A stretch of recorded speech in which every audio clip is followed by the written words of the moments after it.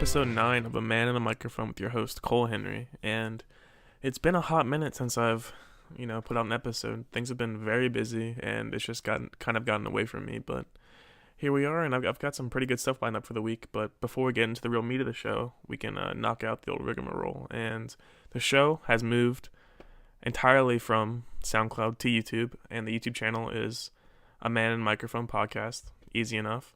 And it's all there. Every older episode has been uploaded there. It's still audio, and from every episode from here on out will be there as well. So, yeah, and there's now a dedicated email to the show. It's a man in a microphone podcast at gmail.com. So email that if you want questions answered or something along those lines.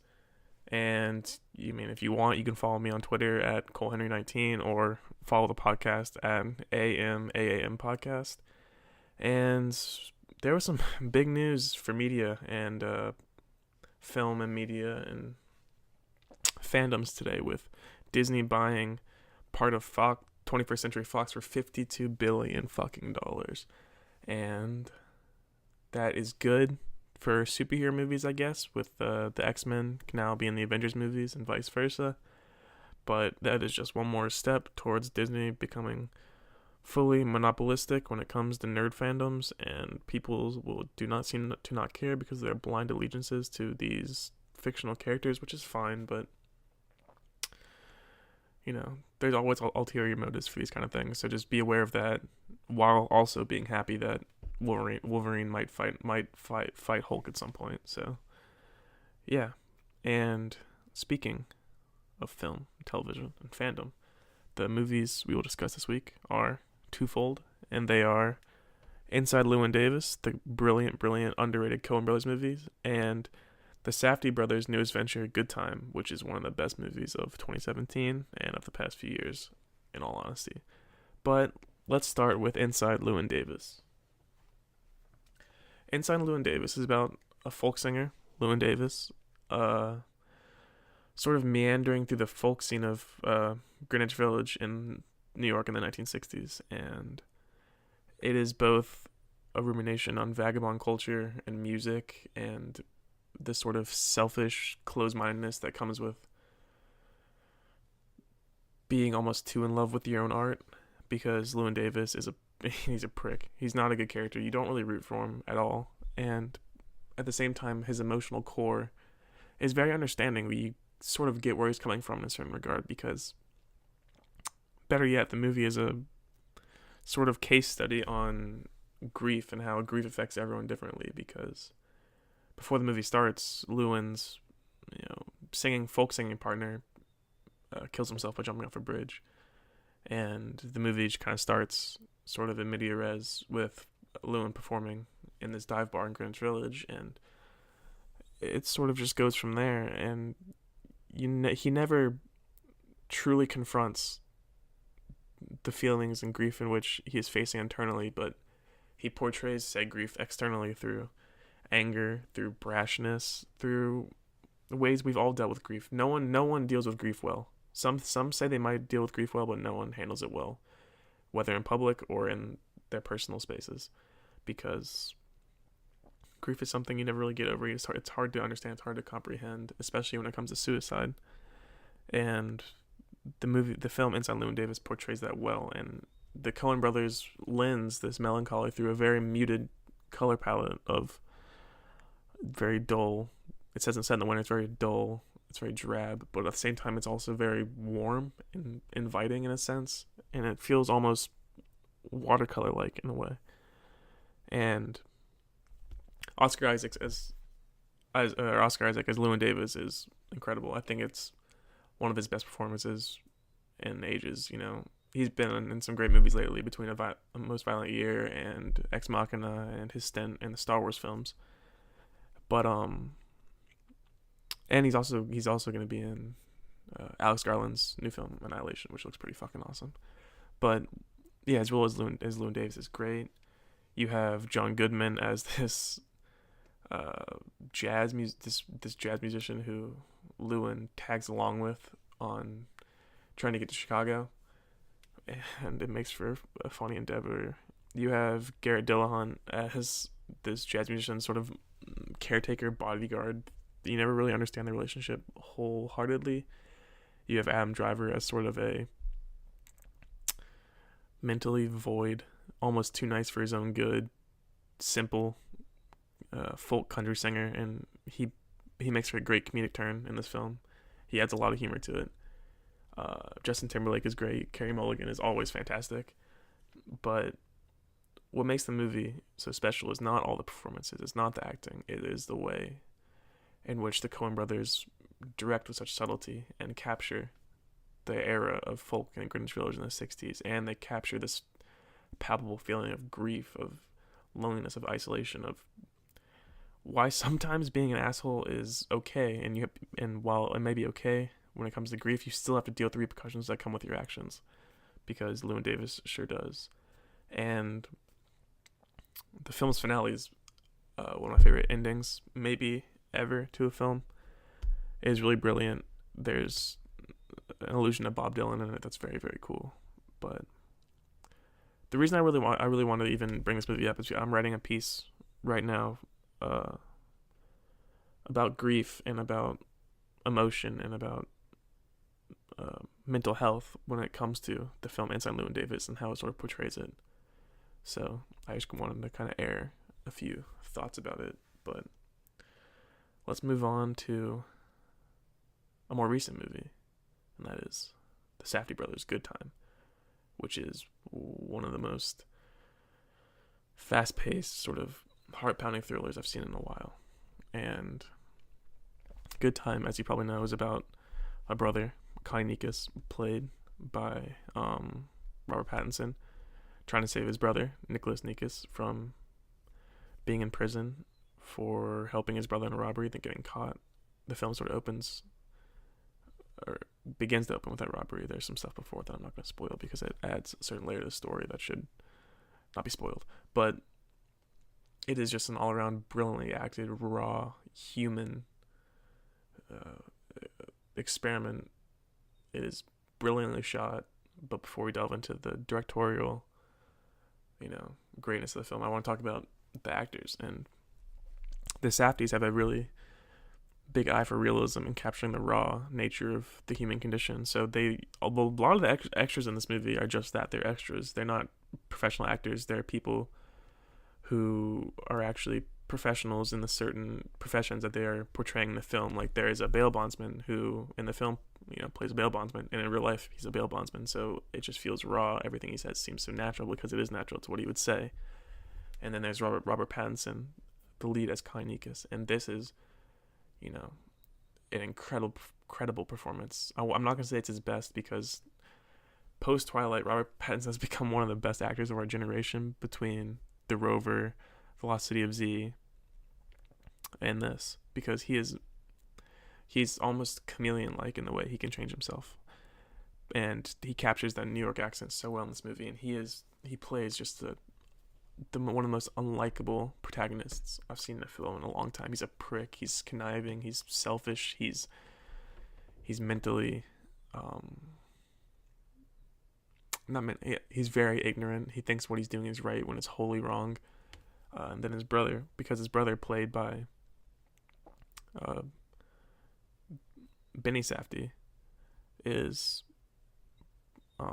super, super good. He plays Nicholas Nikas, and who is Connie's brother, and he seems to be on the spectrum, on the autistic spectrum, and Benny plays that character with such subtlety and almost elegance, and the portrayal of that condition, how real it is.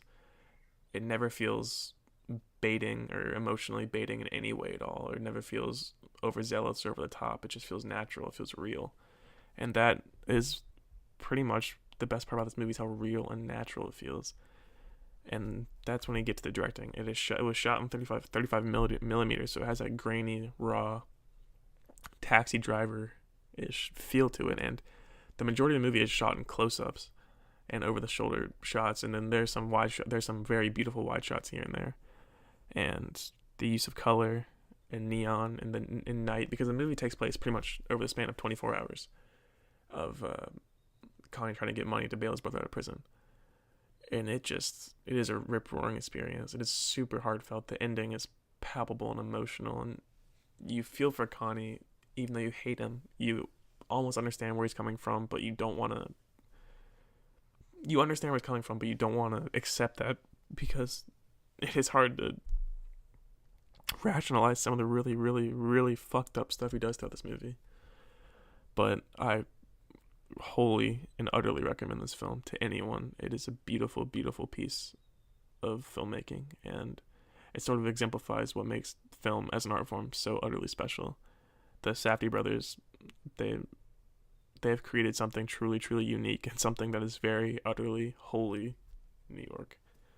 And On a Threx Point Never's score is the best film score of the year, undoubtedly. It is pulsating, it is raw, it is eerie, it is distant, it is intense, it is palpable, it is incredible. It really is. And the song during the final minutes of the film and through the credits is On a Threx Point Never crafting music over Iggy Pop's spoken word, and it is really, really beautiful and fits the tone of the film's ending so well. And it is a movie that has more than the sum of its parts, but the sum of its parts are really, really, really, really incredible. So seek it out and watch it and support the Safdie Brothers, because their cinematic eye is truly original, and they are just beautiful filmmakers, and they feel almost like they feel like Scorsese through a humanist postmodern lens. It's almost Scorsese with a heart and less affinity for brutal violence. Well, there is violence in this film, and it is not for the faint of heart. But yeah, good time. Go see it. Buy the Blu-ray, rent it, don't pirate it, just enjoy it. And as always, there's an awful transition onto games, and I want to talk about XCOM 2 War of the Chosen. That is the expansion for XCOM 2 that came out in August, and I got around to playing it in the past few weeks when I've had time, and I put about 35 hours into the expansion, and it is truly just amazing. It really builds on everything that made XCOM 2 such a great tactical game in the first place, whilst also adding new layers of gameplay mechanics and of the sort of functions in every way, because it adds new factions of humans. You can incorporate new squads that add tactical layers to almost every action possible, and it adds the Chosen, who are these just intense, powerful aliens who have certain attributes that change on a dime and are sort of randomly generated, like Shadow of War's and Shadow of Mordor's Nemesis system.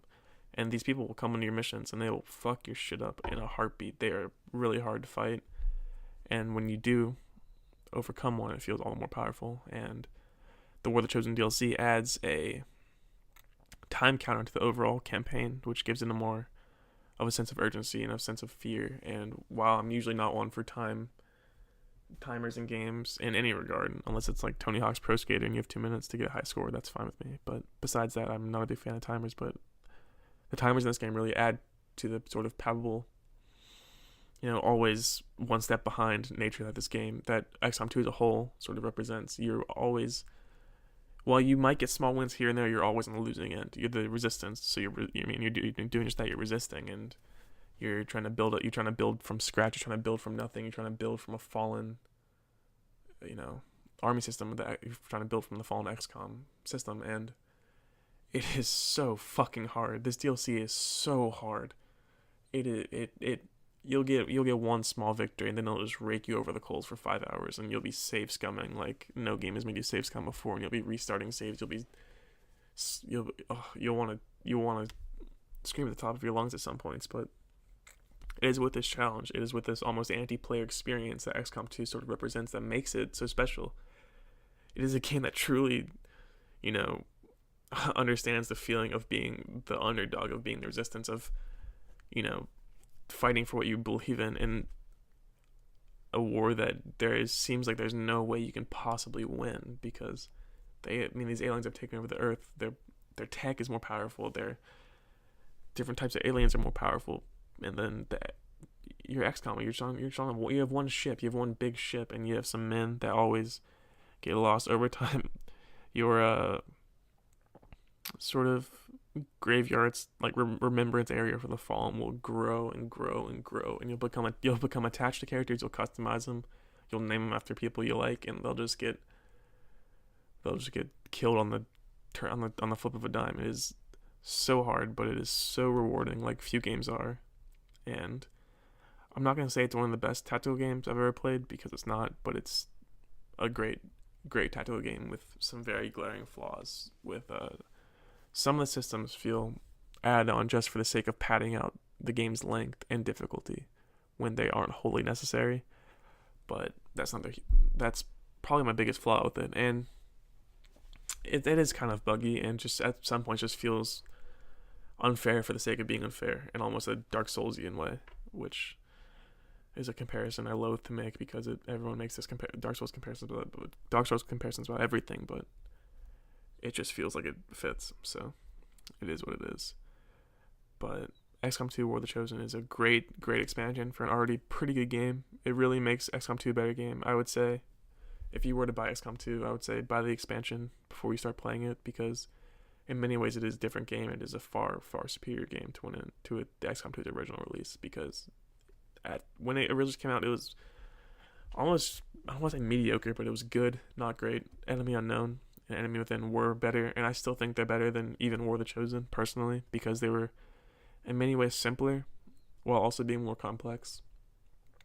But the complexity of Enemy Unknown and Enemy Within felt more rewarding, and some of the complexity and stuff in this game just feels like it gets the player bogged down for the sake of having them feel spent, having them feel like they're losing always, which is understandable for what the game's going for its initial conceit of resisting, but at a certain point it just becomes tiresome.